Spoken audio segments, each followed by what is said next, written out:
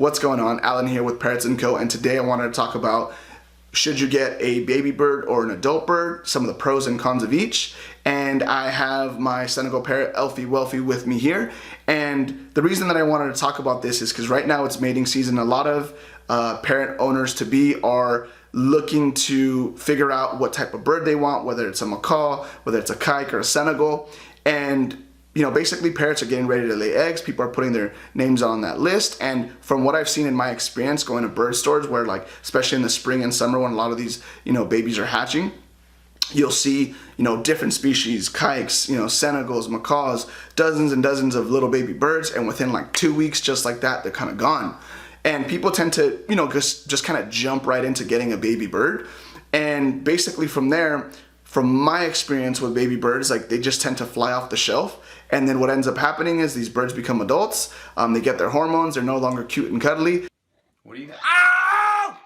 God damn! And then boom, all of a sudden, you get this cycle of people rehoming their birds, or this bird's aggressive now and they don't know how to work with it. And then that kind of cycle continues, and these birds live for like 30 to 40 years, right? So with baby birds, some of the pros are that they are going to be a blank slate, meaning that they don't have any bad habits that they've learned just yet. They are very open and curious and can easily be socialized at a very young age. They're very kind of new to the world. Everything's new to them. It makes it easy for you to kind of make them very confident as little parrots and basically prevent them from developing phobias early on.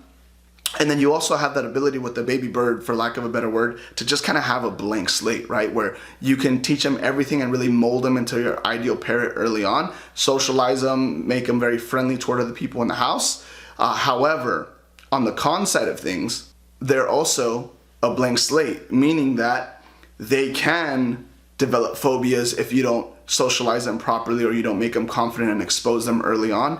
And you do have to teach them everything from scratch because they are a blank slate, right? So they have to learn everything from step up. They have to learn everything from like stationing and not flying around the whole house. You have to teach them, you know, the simple things of not shoulder rushing or like not even biting to try to get what they want. So all these little things that adult birds might have already learned or might not be prone to because they have certain habits in place. These younger birds, you're gonna really have to work with them to mold them into kind of like your ideal parrot.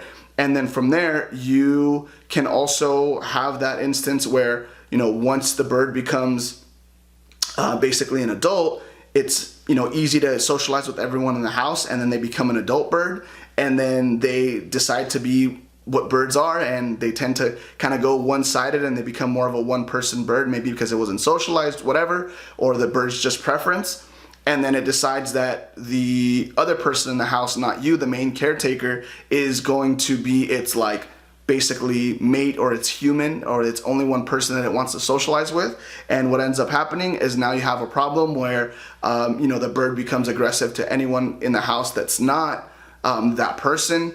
And we have these little nuances when we get hormones. They start to hold their ground, and they say, hey, I don't like this, I do like this. So they start becoming more visually and like vocally aggressive. And that's kind of where the cycle starts, right? Where people don't know what to do at this point when that cycle does start. And that's when kind of like the rehoming process starts, and you see these birds going into kind of different homes over, you know, different times in their life. So that's just something to think about when it comes to getting a baby bird. They are going to be a blank slate. They will get hormones. They're not going to be cute and cuddly forever. Some might, but a lot of the times this is what I run into with you know, students and clients that I work with. Now with adult birds, what you see is typically what you get, right? There's always going to be that process where you guys got to feel each other up. You're going to have to get them comfortable. You're going to have to work with them still. You're still going to want to train them. You ready? Fetch, buddy. Oh, good bird. Yeah. Got a little treat. A little snack. But for the most part, with adult birds, what you see is what you get. So with Elfie, for example, he was already really good at stepping up. He didn't know how to fly. He didn't know how to do tricks, but he was a really good stepper-upper bird. So that was always a plus, because obviously if you can get a bird to step up and it doesn't attack you, Okay, now or it doesn't shoulder rush right away, or it doesn't shoulder rush at all, it makes it a lot easier to get into the next process of like target training and these different kind of training tactics and techniques and kind of tricks that you want to teach it. The step up is always a good foundation.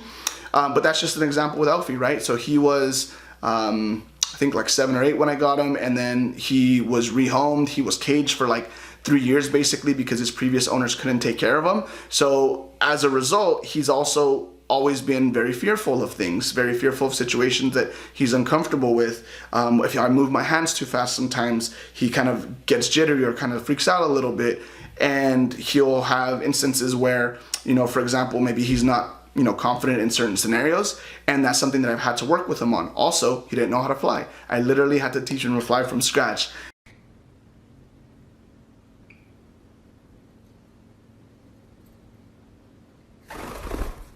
Good bird. From the very beginning, because he's always been clipped his whole life. Obviously he's not now, but from teaching him to go from his perch to my hand, and it was like 6 inches, like a foot away, and he would like absolutely freak out. I have some of those videos where he's like first learning to fly, and he's so nervous about doing it because he obviously had to learn that, right? Now he's a great flyer. He can ascend, descend, do all that good stuff.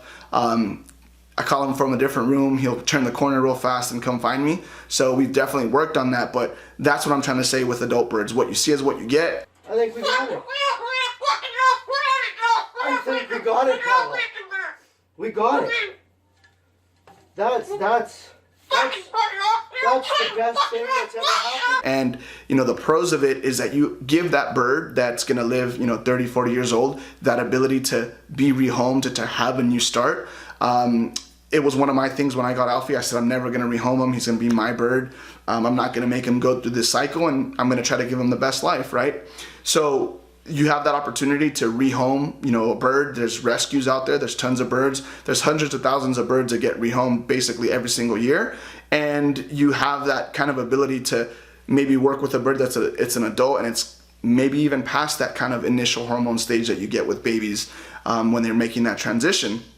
So that's one of the pros. But obviously, with the cons as well, is that with an adult bird, you're going to basically have to work with any phobias or psychological or physical issues it has, like plucking or excessive screaming, because it's always been in a cage all its life and hasn't really learned to be independent. Or you're gonna have just different little phobias that might pop up with some birds. What you see is what you get, and you're gonna have to work around them with that. So it really kind of depends. My personal preference, for me, I'm kind of grateful that I got to work with an adult bird as one of my first birds, just because I had that ability to work with a bird that already had certain ingrained habits, and had little things like step up already down. But again, one of the cons, if a bird has certain ingrained habits, it's going to make it really difficult sometimes, and not always, and it doesn't mean it's impossible. But when they're 10, 15 years old and they have certain habits that they've learned their whole life, it's going to take a little bit of work to